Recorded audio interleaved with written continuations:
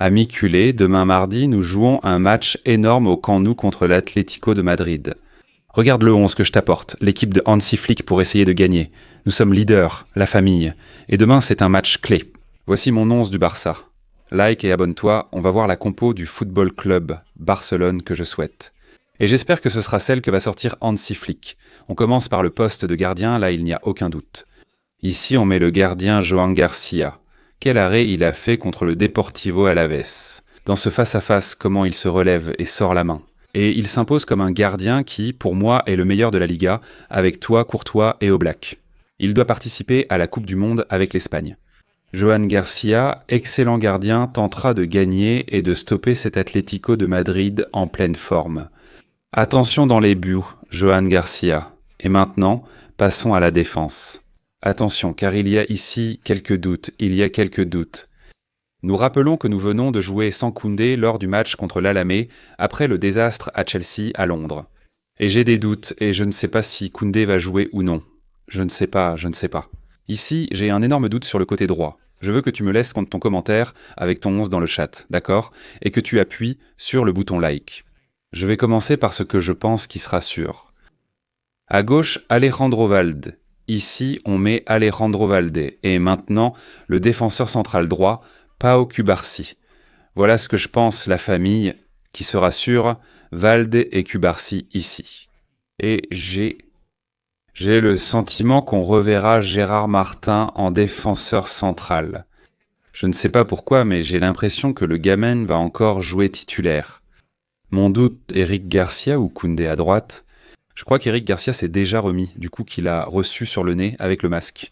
Si Eric va bien, il pourrait redevenir titulaire. Je vais donc le titulariser. D'accord? Encore une fois? En répétant la même défense que moi, j'ai été l'un de ceux qui ont dit que j'aimerais que Flick garde une même ligne pendant plusieurs matchs pour la consolider. Et pourquoi pas? Pour la seconde mi-temps. Pour la seconde mi-temps, on a Christensen, on a Koundé pour pouvoir les aligner, d'accord?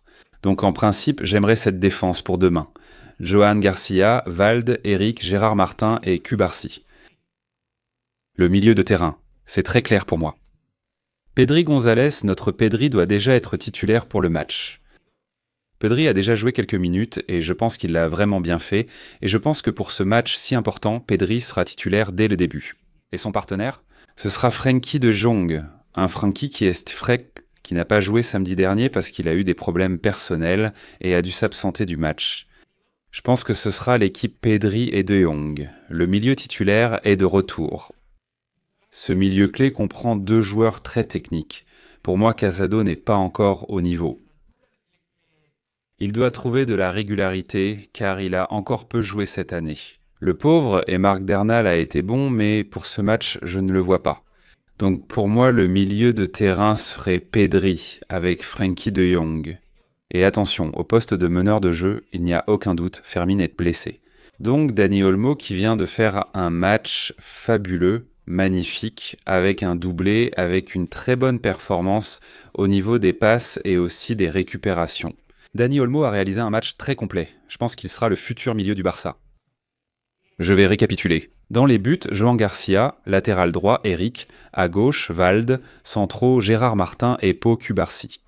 Et au milieu de terrain, il nous reste une base avec Pedri González et Frenkie de Jong. Et en milieu offensif, le joueur de Terrassa, Dani Olmo. Voici l'équipe que je vois a priori pour demain, pour ce mardi contre l'Atlético de Madrid. Et attention, on passe à l'attaque. Il n'y a pas de doute. La Mancha mal sur l'aile droite, la Mancha doit redevenir roi, redevenir ce joueur décisif qu'il est en train d'être. Il le fait avec des buts et des passes décisives, il a retrouvé son explosivité, il a retrouvé cette facilité à dribbler son adversaire. Il est vrai que contre Chelsea, la Mancha n'a pas été bon. Mais demain, il aura une nouvelle opportunité avec Pedri pour tirer l'équipe vers le haut et avec Rafinha pour être décisif et clé. Essayez que l'équipe de Hansi Flick prenne 3 points qui seraient en or, non? Ces 3 points seraient magiques si nous gagnions demain, n'est-ce pas? Donc, une confiance maximale en la Mincha, qui aura sûrement un match intense sur ce côté droit, pour affronter et chercher le but ou la passe décisive face au but de Jan Oblak. Est-ce qu'on va tous soutenir Lamine Chamal à fond, comme toujours, sur le côté gauche? Ici, pour ma part, je n'ai aucun doute. Je pense que Rafinha sera clairement titulaire. Quelle détermination, quel honneur, quel sacrifice, comment il se bat, comment il lutte, quel esprit de sacrifice, quelle intensité dans le pressing, quel exemple pour ses coéquipiers. Ce capitaine est ce Rafinha qui est appelé à être de nouveau le leader du Barça en attaque, le leader du Barça en défense, en lançant aussi le pressing. Je pense qu'il est le meilleur et doit absolument être titulaire demain contre l'Atlético de Madrid. Match clé décisif et Rafinha doit évidemment porter l'équipe, avec Lamine, Pedri, Joan Garcia et tous les autres, non? Rafinha, pour moi, intouchable sur ce côté gauche. Et pour moi?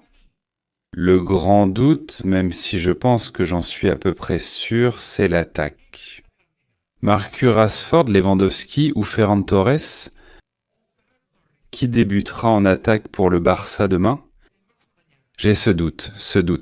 Ferran, Lewandowski ou Marco Rashford en numéro 9. Je pense que pour presser fort et avoir l'avantage dans les espaces, parce que l'Atleti va laisser des espaces à certains moments du match. J'ai le sentiment que demain, il se peut qu'on voit soit Rashford, soit Ferran. Je pense que Lewandowski va se reposer. Je penche dans ce 11 potentiel pour Ferran Torres, famille, que il était remplaçant samedi face au Deportivo Alavés. Je pense que demain, au Camp Nou, nous verrons cette attaque. Rafinha, Ferran et Lamine Yamal. Dès le début. Et en seconde période, nous verrons Robert Lewandowski. Tu gardes la carte Rashford, la carte Lewandowski, la carte Marc Assado, tu gardes Koundé, tu gardes Christensen. Je pense que ce sont de bons changements pour une seconde mi-temps. Il me semble que c'est une très bonne équipe. Ainsi, le 11 de Flick demain, du Barça aujourd'hui, serait celui-ci. Joan Garcia dans les buts, une véritable assurance-vie. À droite, Eric Garcia est maintenu. En défense centrale, droite, sa meilleure place, Pau Kubarski excelle. À gauche, pendant la récompense pour Gérard Martin, qui a réalisé un match ontologique contre le Deportivo, en même temps. À gauche, Valde jouerait, il s'entend très bien avec Rafinha et tout le couloir lui appartient. Par conséquent, Valde, qui est en pleine ascension, doit absolument être titulaire sur ce côté. Voilà à quoi ressemblerait la défense.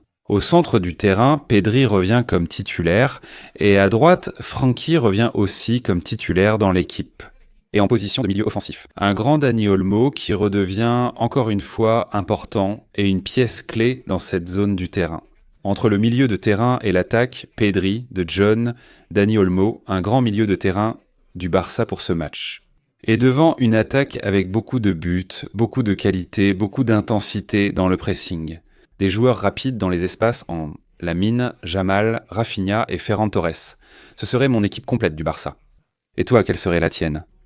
Like et partage la vidéo pour voir si tes amis sont d'accord. Avec mon équipe, avec ce 11 que j'aligne demain, en direct sur Barça aujourd'hui, nous te racontons tout 2 heures avant la préface Barcelone-Atlético de Madrid.